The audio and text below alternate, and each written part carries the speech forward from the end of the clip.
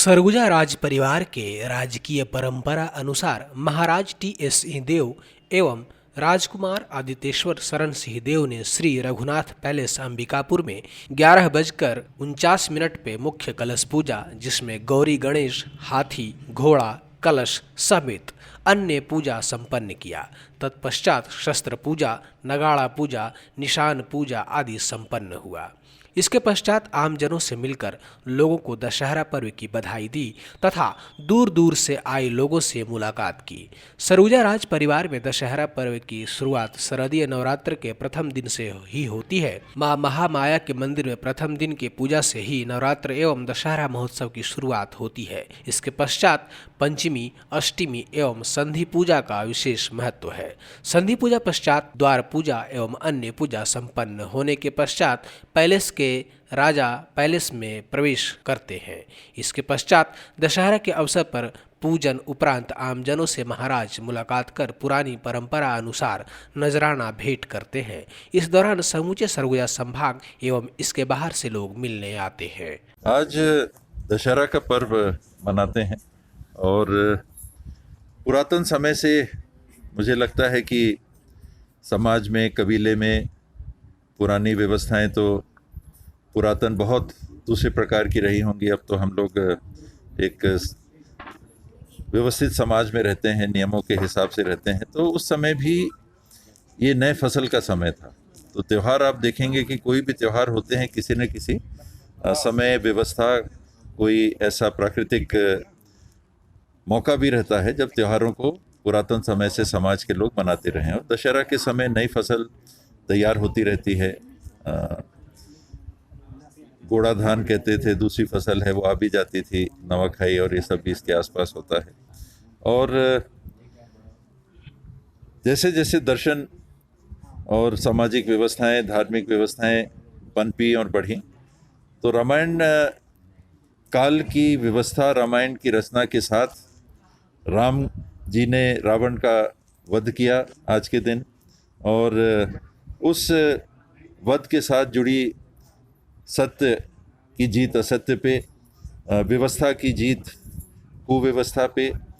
और आज ये मानते हैं कि राम जी की गाथाओं के आधार पे समाज ने शासकों के लिए भी एक ये विशेष दिन मनोनीत किया कि अपने कार्यक्षेत्र में जो भी शासक रहते थे, राजा रहते थे, वो अपने क्षेत्र की रक्षा के लिए भी पूजा अर्चना करते थे। आपने देखा अभी शस्त्र पूजन भी हुआ, आपने देखा अश्व और गज का भी पूजन हुआ, हाथी और घोड़े ये भी सेना के एक प्रमुख अंग माने जाते हैं। देवी देवताओं की पूजा की गई। आपने देखा कि यहाँ सरगुजा में विशेष व्यवस्थाएं हैं। सभी समुदायों की भागीदारी दशहरा के समय पुरातन समय से चली आ रही है, एक परंपरा के रूप में चली आ रही है। संधि पूजन के दिन में फाटक पूजा होती है, जिसमें अनुसूचित जनजाति समाज के लोग ही उस पूजा को करते हैं। और एक विशेष पूजा है दरवाजे की। तो पैलेस के दरवाजे खुलते नहीं जब तक वो पूजा पूरी नहीं कर लेते। जब वो पूजा कर लेते हैं और फिर एक तरह से उनकी अनुमति होती है कि अब आप दरवाजे से पैलेस में अपने घर में भी प्रवेश करें, तो राज परिवार या राजा और उसके परिवार के लोग फिर अपने घर में, अपने महल में प्रवेश करते हैं। तो वहाँ से ये नवमी और दशमी की जो प्रथाएं हैं ये चली आ रही हैं। और दशहरे के दिन फिर ये शासकों के साथ व्यवस्था जुड़ गई। आपने शस्त्र देखा तो शस्त्र वार करने के लिए नहीं है, रक्षा करने के लिए है प्रथमतः, कि आप अपनी सीमा की रक्षाएं करें और इसमें रहने वाले नागरिकों की भलाई के लिए आप बेहतर व्यवस्था बनाएं, बेहतर स्थिति बनाएं। ये सोच इन त्योहारों के साथ जुड़ी रही। और ये दिन वैसा भी रहता है जिसमें परंपरागत लोग ये मानने लगे कि राजा का दर्शन शुभ होता है। तो दशहरा के दिन विशेष करके जो लोग इन बातों को अभी भी मानते हैं, वो प्रयास करते हैं कि राजा के उनके दर्शन हो जाएं, तो परिवार के लिए, साल भर के लिए एक भला हो सकता है। साथ में शासकीय व्यवस्था, राजाओं की व्यवस्था जब चलती थी, सामंती व्यवस्था जब चलती थी, तो ये समय एक तरह से नवीनीकरण का भी होता था कि जो लोग राजा के क्षेत्र के हैं या शासक के क्षेत्र के हैं, वो दशहरा के दिन में आके एक तरह से कहते थे कि हम आपके राज्य को मानते हैं, हमने अश्वमेध के घोड़े के संदर्भ में भी सुना कैसे लव कुश ने राम जी के उस घोड़े को रोक लिया था। तो यानी एक व्यवस्था ये रहती है कि राजा को आप स्वीकार कर रहे हैं कि नहीं। उस समय चुनाव की तो कोई बात होती नहीं थी, वोट डाल के आप चुनते नहीं थे। तो इन प्रथाओं के माध्यम से एक तरह से राजा के प्रति अपनी आस्था भी नागरिक व्यक्त करते थे कि आप हमारे यहाँ रक्षा करने वाले हैं, हमारी देखभाल करने वाले हैं, हमारी सुरक्षा करने वाले हैं। उस नाते आप का राज्य इस क्षेत्र में बना हुआ है, तो हमारी भी सुरक्षा करिए, हमारी भी देखभाल करिए, और हम भी आपको मान्यता देते हैं कि हर दशहरा में एक तरह से चुनाव में तो 5 साल में नवीनीकरण होता है। इस प्रथा में अगर आप देखेंगे तो हर साल दशहरा में नवीनीकरण होता है। राजा को एक तरह से अपने क्षेत्र के नागरिकों का विश्वास हर साल स्थापित करना रहता है, एक प्रथा मान लीजिए।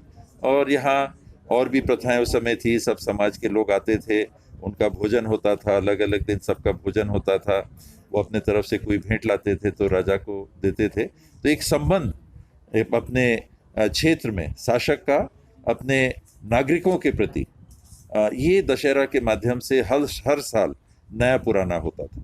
तो ये व्यवस्थाएं हैं, पुराने समय से चली आ रही हैं। आज के समय में इसका जो भी स्वरूप बनता है, इसकी जैसी भी मान्यताएं हैं, उन मान्यताओं के अधीन इस त्यौहार को, परंपरागत त्यौहार को हम लोग भी परिवार की परंपरा को बरकरार रखते हुए मनाते हैं।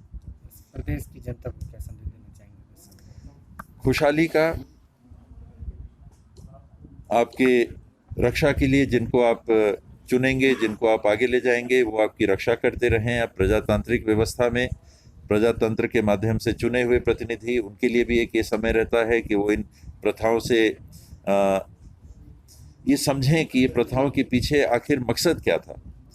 अगर हर साल आपको संबंध बनाने की आवश्यकता है, तो हर साल हर जनप्रतिनिधि को ये एहसास होना चाहिए कि हमको अपने साथियों के लिए, अपने क्षेत्र में रहने वाले नागरिकों के लिए, उनकी देखभाल के लिए प्रयास करते रहना है।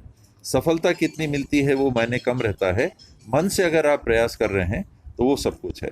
तो ये आज का दिन सबके लिए, प्रजातांत्रिक व्यवस्था में भी एक दूसरे का ख्याल रखना, एक दूसरे के बीच में स्नेह भाव उत्पन्न करना, सुरक्षा रक्षा की भावना व्यापक करना और त्यौहार मनाना। एक नया समय है, नए फसल का भी समय है, अच्छी फसल हो इसकी भी कामना करें। सरगुजा के लोग आज के दिन बेसब्री से इंतजार करते हैं, लेकिन कोरोना की वजह से भीड़ कम दिख रही है। ये आवश्यक रहता है, क्योंकि अगर आपने रक्षा की जिम्मेदारी ली है तो ये भी आपकी जिम्मेदारी है कि आज के दिन में नियंत्रण को तोड़ के कोई प्रथाओं के प्रचलन को निर्बाध रूप से ना स्थापित करें। अगर आपकी सीमाओं की रक्षा करनी है तो ये आपका फर्ज भी है कि ऐसा ना हो कि इतनी भीड़ भाड़ में आपके व्यवस्था के चलते लोगों में कोरोना तो कहीं ना फैल जाए। तो ये भी उसी प्रथा की उन्हीं परंपरागत व्यवस्थाओं की एक कड़ी है कि ध्यान भी आपको लोगों का रखना है। ये नहीं कि दशहरा का दिन है तो सब आइए, सब आके अपना निर्बाध रूप से जैसे हम लोग मिलते जुलते हैं वैसे मिलिए। क्योंकि इसमें एक संदेश ये भी है कि आपकी देखरेख करने के दिशा में हम लोगों ने भी एक ये जिम्मेदारी का कदम उठाया कि दशहरा के दिन में भी ये संदेश दिया कि बाकी परंपरा की जो पूजाएं हैं उनको हम अवश्य करेंगे, लेकिन भीड़ भाड़ से बचिए, अभी समय अनुकूल नहीं है। अपनी भी देखभाल करिए और हम लोग भी प्रयास करेंगे कि आपकी अच्छी देखभाल होती रहे।